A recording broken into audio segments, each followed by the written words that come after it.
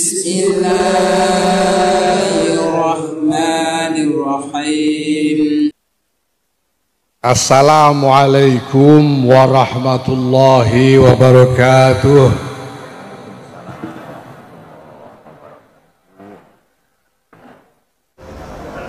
Alhamdulillah wa syukurillah wassalatu wassalamu ala rasulillah Sayyidina Maulana Muhammad ibn Abdullah wa ala alihi wa sahbihi mawalah. Amma ba'd. Yang saya hormati Bapak Ibu sekalian, hadirin yang saya hormati, gus-gus dan ning-ning besar, gus-gus gede. Jadi ada unen-unen Jawa, gus gede menang kerai. Jadi nanti kalau ada kerah itu gus gede ini, kita harapkan bisa memenangkan kerahnya itu. Ada Gus Idror bin Kiai Maimun Zubair, ada Gus Adib bin Kiai Anwar Rasul dan lain-lain, masya Allah. Nah, Bapak Ibu sekalian, hadirin,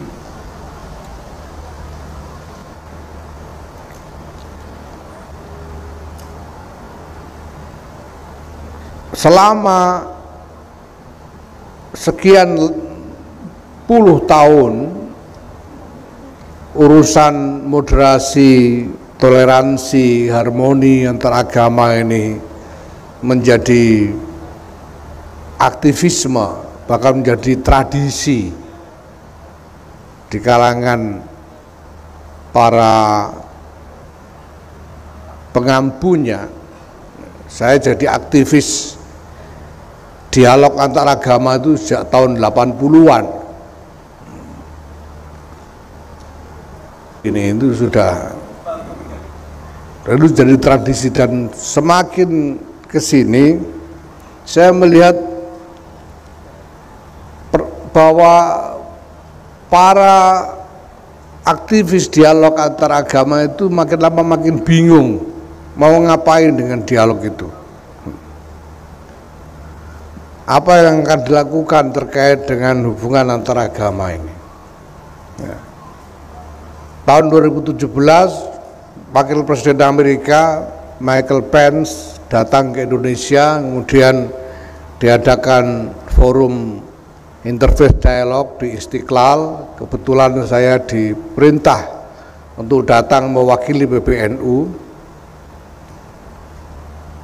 Dan kebetulan saya diberi waktu bicara agak akhir.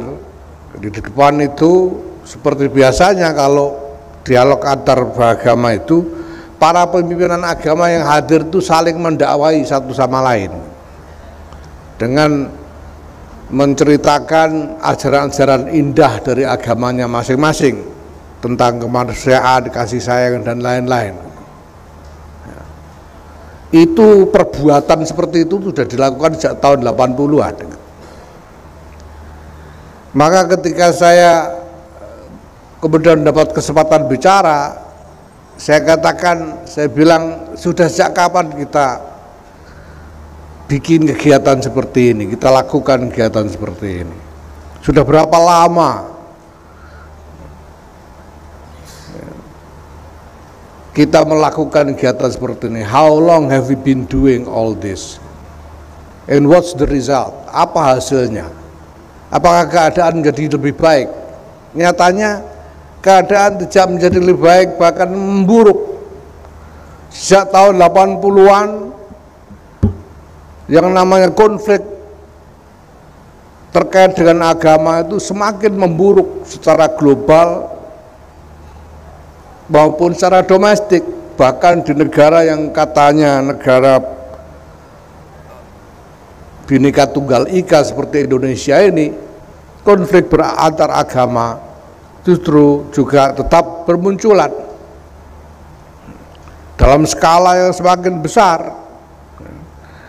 Ya, kita ingat, ya, dalam skala global ada terorisme, radikalisme, secara domestik ada konflik Ambon, dan lain sebagainya.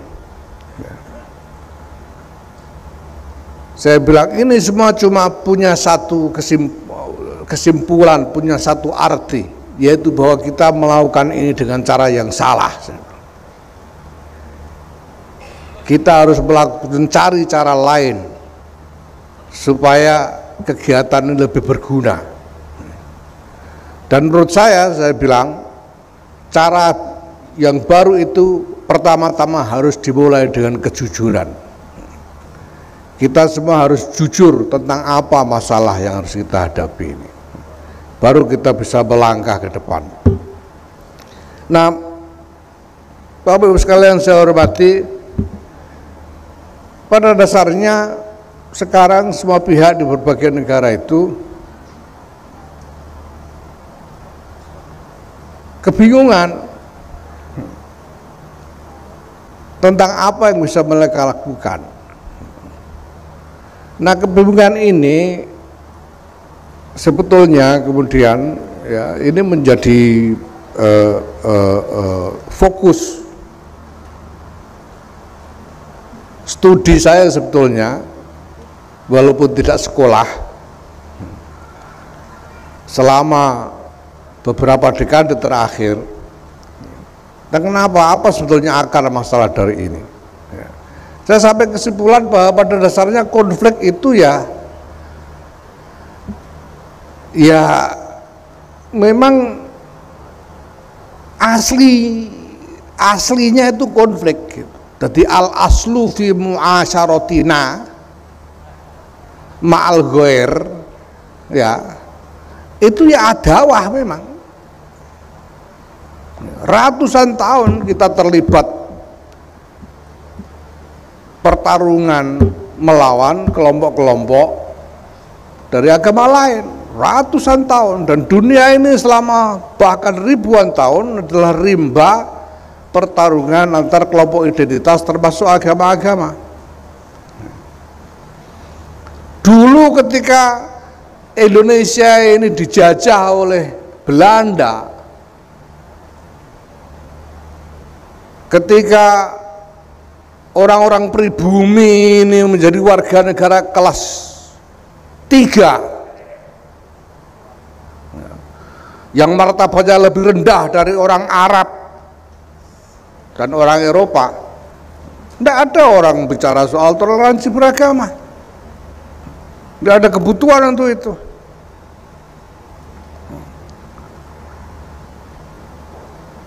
Ketika terjadi perang salib sampai 3 kali, tidak ada kebutuhan bicara soal moderasi beragama. Ketika kita harus bertempur melawan Belanda, kita tidak butuh moderasi beragama. Dan Nika menyebut kita yang bertempur melawan mereka ini sebagai kaum ekstremis. Sebagaimana Inggris menyebut gerakan kemerdekaan di Kenya, gerakan Mau-Mau, sebagai gerakan teroris. Dunia yang kita warisi ada dunia semacam itu, dan ini semua kemudian berubah ketika masyarakat internasional mencapai konsensus untuk membangun tata dunia baru yang didasarkan atas perdamaian. Sehingga lahirlah Piagam PBB, disusul kemudian dengan UDHR, Universal Declaration of Human Rights, dan seterusnya. Jadi konteks dari kebutuhan untuk toleransi, moderasi dan sebagainya itu asalnya dari konsensus politik internasional. Nah, yang sebetulnya ini satu hal yang baru, sama sekali baru, tidak ada presiden sebelumnya konsensus internasional semacam ini. Ya. Itu sebabnya Sebagian besar di sebagian besar belahan dunia ini, masalah hubungan damai antar kelompok agama yang berbeda itu masih sangat asing. Masih sangat asing dan masyarakatnya masih kerepotan untuk bisa mempraktekkan hubungan yang toleran dan harmonis itu di mana-mana di seluruh dunia. Nah, lebih parah lagi karena kemudian ada kepentingan-kepentingan politik yang sengaja menciptakan konflik-konflik, sengaja menciptakan konflik-konflik, ya, sehingga hubungan yang memang sangat rentan antara kelompok yang berbeda agama ini menjadi mewujud ke dalam konflik yang menjadi-jadi di berbagai belahan dunia. Nah, ajibnya buat bangsa Nusantara ini, buat masyarakat Nusantara ini, toleransi antar beragama itu bukan barang baru. Dari dulu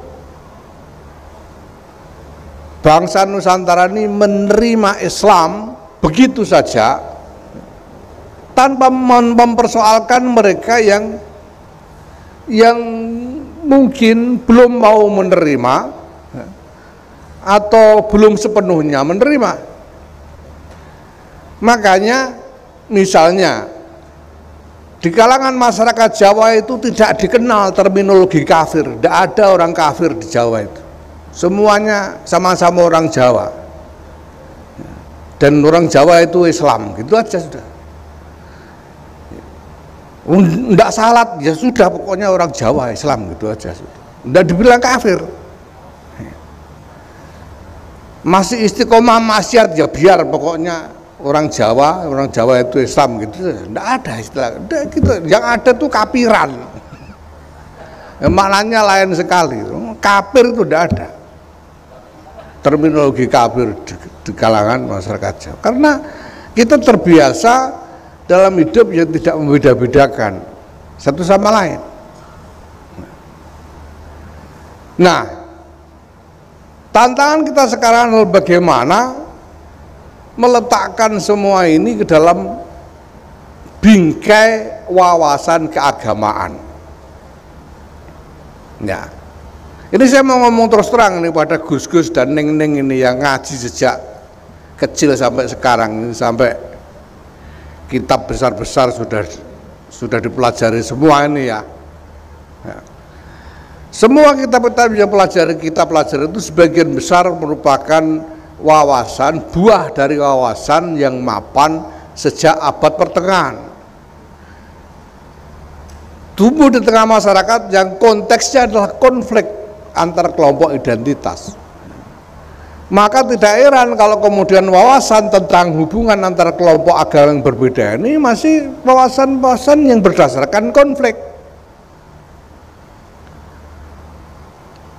Ya, sehingga sampean semua akrab misalnya dengan wawasan bahwa al-aslu fil kafir halalud dami wal mal illa liman lahul aman minal imam misalnya. Memang itu yang mapan.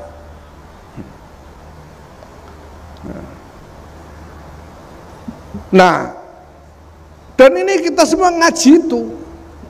Kita ini, saya sendiri sejak kanak-kanak, sejak umur 7 tahun ngaji Khulasoh Nurul Yakin. Itu isinya pembukuan perang. Yang mati berapa, yang ditawan berapa, ghanimahnya berapa, itu isinya itu semua. Itu sejak kecil. Sampai semua juga begitu. Jadi kalau kita bicara soal wacana akademis, wacana intelektual dalam wawasan keagamaan, kita ini sama saja dengan Syria, sama saja dengan orang-orang Islam di Irak, sama saja dengan yang di Yaman, di Sudan, di Libya, di Saudi Arabia, sama. Wong kita ngaji kitabnya sama. Nah, terus dari mana asalnya toleransi beragama tumbuh di kalangan umat Islam di Indonesia, khususnya di kalangan Nahdlatul Ulama ini? Dari budaya asal Nusantara. Karena budaya itu, karena wawasan budaya Bhinneka Tunggal Ika itu sudah dimulai sejak abad ke-14. Bhinneka Tunggal Ika itu. Ketika semua entitas politik di seluruh dunia masih menjadikan agama sebagai basis identitasnya, apakah itu Romawi Kristen, apakah itu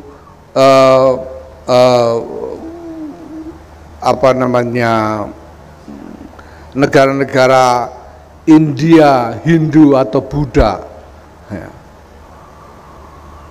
negara-negara apalagi masih ada